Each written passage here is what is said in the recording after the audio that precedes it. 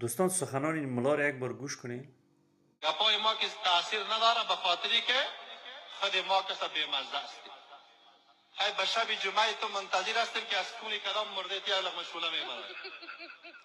از کدام پیسه زن طلاقی و قسم خردگیت کسا بریم یک درم فیت روزه بدیم. پوست قربانی ملا را خود درون رک دکتون میزنی و را خود دیره بغلش خلق دیره بغل روزه را که به ملا ورد داخل گوپون است. این روزه دادگیت به ملا است. و یه سال توقف سر ملا بار بکنیم. خیر روده ملا که گوپور باشه، خوراک ملا که شوله شبی جمعه و شوله فلان و فلان که از برنج پرمل پاکستانی باشه، از اون ملا ولای خاکم جور شود.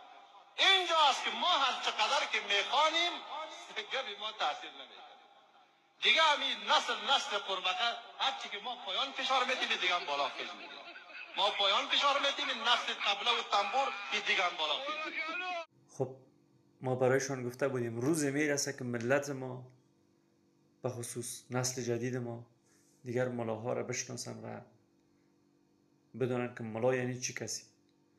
ملا یعنی دشمن ملت، وطن، هویت، تاریخ، ننگ، آبرو، عزت، استقلالیت. ملا در طول تاریخ افغانستان دشمنیش با همین پدیده های مبارک در وطن ما بوده.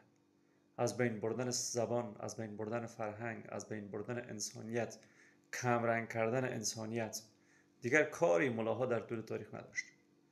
اما خوشبختانه امروز نسل جدید ما دیگر اینا را شناختند و بیاری و کمک چه مسلمانانی که از این ملاها بیزار هستند معرفیشان میکنند و چه دوستان آزاداندیش ما که فعالیت میکنند و ملاها را دروغگو و فراری معرفی میکنند.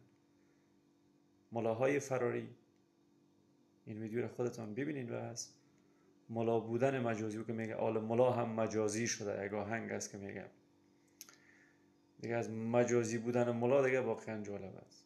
ملاهای مجازی ما ندیده بودیم، حالا پیدا شدن.